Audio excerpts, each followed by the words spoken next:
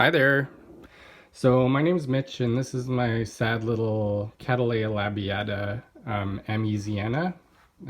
Up until a few months ago, this was one of my nicest looking plants. It was very healthy, had lots of nice green leaves, and actually it was grown perfectly. It looked like such a beautiful plant, and then the leaves started to slowly turn black. And at first I thought it was because of my grow lights. I thought maybe they were too hot and were burning the leaves, but I tried to fix that and it still turned black. They're falling off. So I'm pretty sure what this is now is a case of black rot, or I'm not sure. If anyone sees this and knows what this is, please send me a message and tell me what's going on. But anyway, it had two new grow tips, and as you can see, they're going black now too. So I feel like the safest thing to do is just cut those off and unpot the plant and divide it and see if any of them will survive, because this is a really beautiful Cattleya labiata.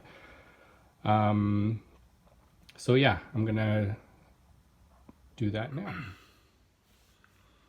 All right, so here we are. I'm gonna start off, I think, by pulling all these like sick looking leaves off, because I don't really want this to spread to the rest of the plant. And to me it looks like even all these ones where the leaves fell off, it hasn't continued to turn black. I mean, it has a weird color there, but I'm just gonna leave it because it looks fine to me. And this one has a little bit of black here, but I'm gonna spray the whole thing with some hydrogen peroxide, which I saw on another person's YouTube channel is good for cleaning plants like this that have some kind of disease. And these growing tips, because they're not gonna mature, they're looking like they're gonna get sick and spread down to the main part of the plant, I'm just gonna pull them off. So that's one, and then that's two. Ooh. So that looks okay. This is, like, you can see it's a pretty big plant. So there's 1, 2, 3, 4, 5, 6, 7, 8, 9, 10, 11, 12 pseudobulbs. So I was really looking forward to this plant blooming for me, because I've waited about 3 years. This is the third year I've had it. Okay, so now what I'm gonna do is, I have this bunch of moss and roots. Just gonna break this all apart. And actually, now that I'm looking at this, all the roots are kind of black too, which I wasn't really expecting to see. They don't look like normal roots. So, well, anyway, I'm just gonna tear this all apart. Here, I'll turn it like this. So I'm just gonna break this all up and get all this moss out of here.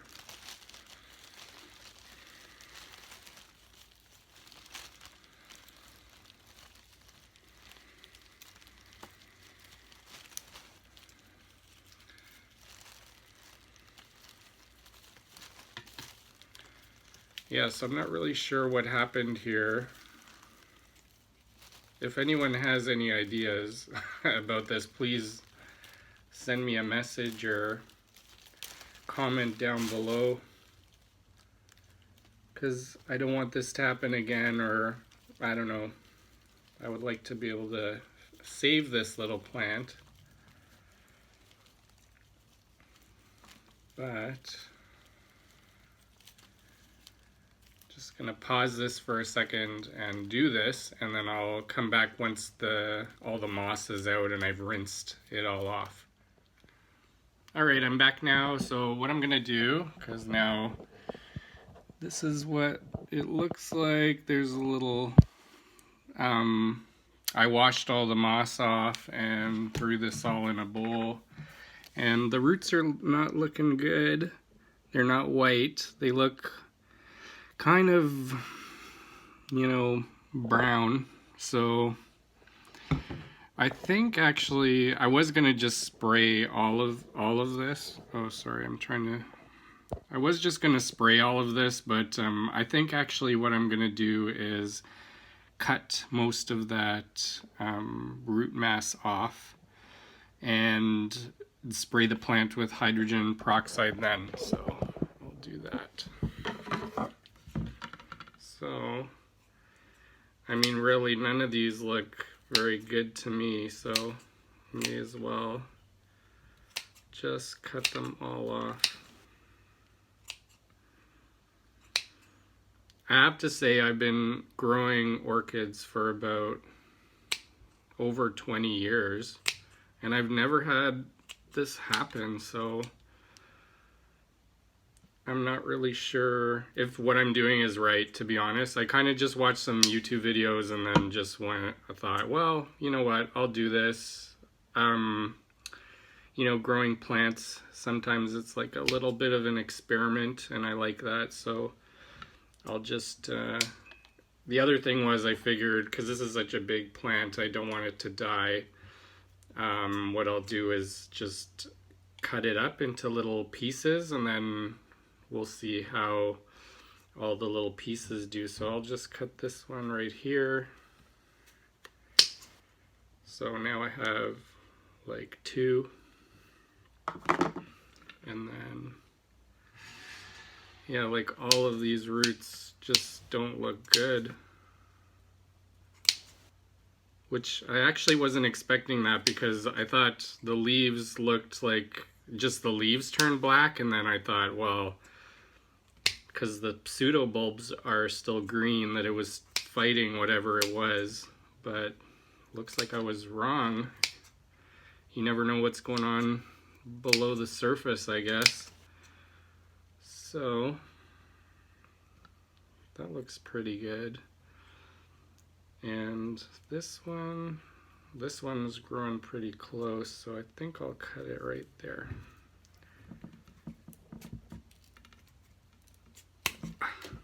Okay, so now I have 4 little pieces, and I hope one of the 4, if it survives, that will make me really happy. If all 4 survive, then that's even better.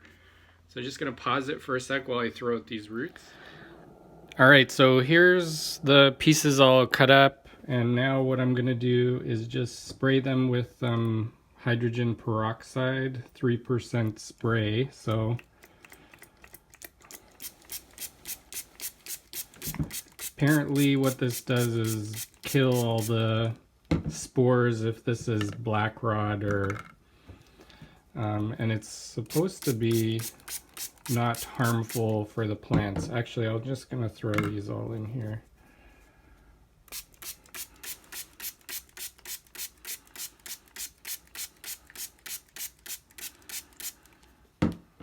And I think what we're supposed to do is let this sit for about a minute and let all this work. So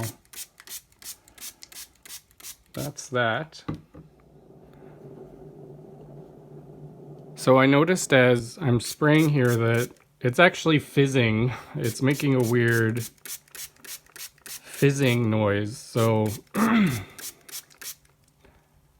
apparently that's normal, but it is really bizarre. I wish I had a nice microphone so you could hear it. And the other thing is, I'm not sure if you can see, but it's kind of beading on the leaves, so it's not really what I expected. I expected it to kind of cover the plant better, but anyway, I hope this is enough to kind of do its job and sanitize these pieces, because they kind of still look very healthy to me, and I'm really hoping that they'll like resuscitate once I get them in new moss and put them in a nice new environment.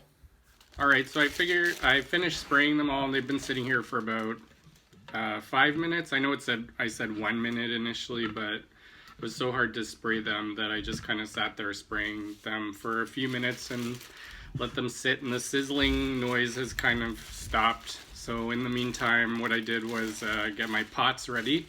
So what I do is I don't really use pots anymore. I just kind of go to the dollar store and get these cups because they're cheap and you can get so many of them. And what I do is write the plant name on them and then kind of cut the little slits off the bottom so that it has good drainage, and this way I can see what's going on inside with the roots, and everything is uniform, so they're all the same. And yeah, I used to not label things as much, but actually the more plants I got, which I'm sure a lot of you are the same way, where you just buy more and more and more orchids, and I get really into certain kinds and then I get a lot of those ones, but I would usually take the tags out, and then now years later I totally don't remember what the plants are. There's a few, like I have some really cool Labiata purpuratas, but I don't remember what the varieties are anymore, so I have to kind of wait till they bloom and then relabel them again. So now when I get new stuff, or if I divide something that has a label, I just really make sure that I have a label on it,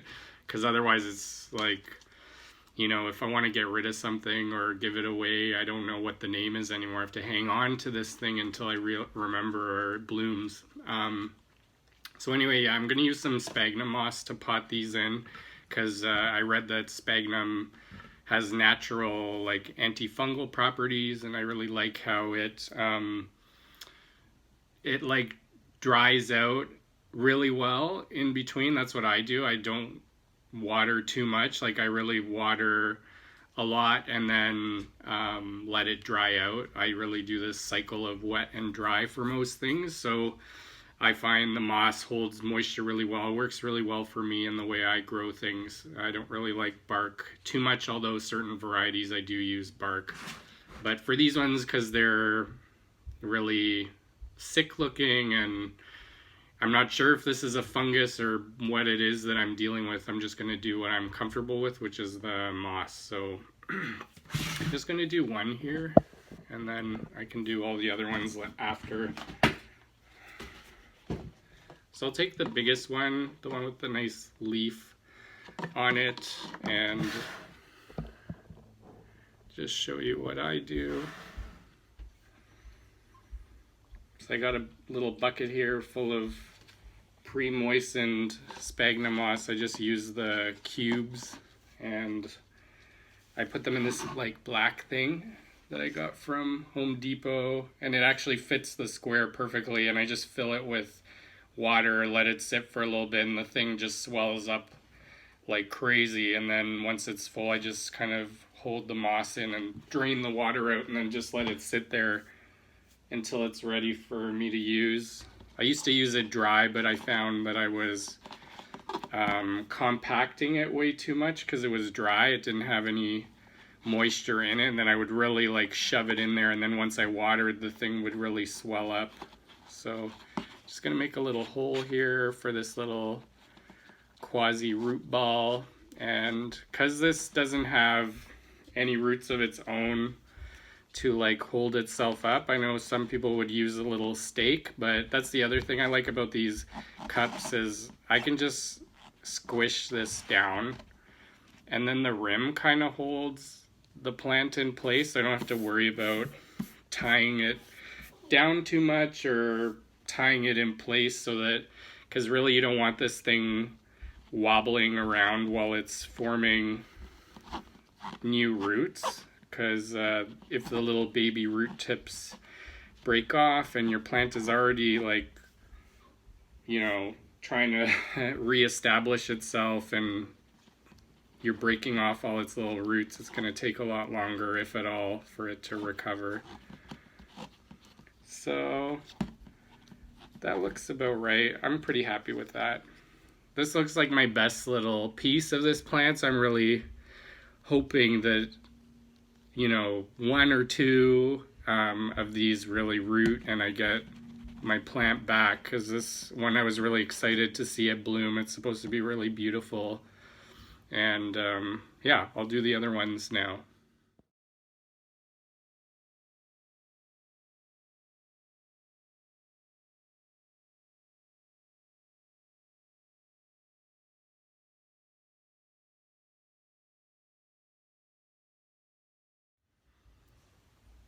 All right, so that was a little time lapse of the repotting. As you can see, I actually ended up cutting two of the bigger pieces into two, so I ended up with six of these. So hopefully, you know, I'd be happy if even one survived and grew a new plant for me, because I'd be sad to lose this plant. But anyway, growing plants, sometimes it's a bit of an experiment, and we'll just see how it goes. I'm going to put these in a nice warm, humid place for them to grow. I'm going to really let them dry out in between waterings, because they have no roots now, and I find that orchids that are like this, where they're damaged or they have no roots, they do better when they're kept kind of on the dry side with really intermittent watering, as long as the humidity is okay. But even I find with the humidity low, they're like little cactuses. So these little bulbs hold a lot of water, and sometimes they do actually just shrivel up, but the plant usually survives. Like, I've had very limited losses when I divide orchids. So yeah, the other thing with this that I would like to mention is that I know a lot of people say, oh, when you have a plant like this that's sick, you need to isolate it right away if something looks weird. But actually, I left this in my grow area all summer, and it didn't spread to any of my other orchids. And I was just really careful about when I water, not getting water splashing on the leaves, because I read somewhere that that could spread the fungus. So I was really careful about that. But other than that, I mean, it just sat there, and actually I'll put it back in with my other orchids, but just give it some room so things aren't really touching or too close together. And yeah, so that's about it. So hopefully you guys enjoyed this video and maybe learned something. And you know, I like watching videos like this, because then what people do is put a little update in the future and see how this little experiment turned out. So I'll see. I have 6 now, so we'll see in maybe a month or two. I'll do a little video to see if they survived or what's going on, and update you. So anyway, hope you enjoyed this video. I think I'll do more videos and just share, because I actually do lots of things with plants that I find really cool. And I know that when I watch YouTube, I love people sharing their videos of their plants and their growing areas and stuff, and little things that they do or tips, and I learn a lot from other people. So hopefully you guys learn something, or at least can see. So if anything like this happens to your plants, you could prevent it or cure it or what have you. And yeah, if you have any information to share about this with me that I maybe missed or am not aware of, then please feel free to share. I'd be happy to listen and learn as well. All right, bye.